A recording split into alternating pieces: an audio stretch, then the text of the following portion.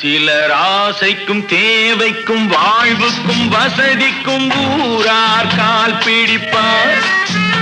ஒரு மானமில்லை அதில் ஈனமில்லை, அவர் எப்போதும் வால் பிடிப்பார்.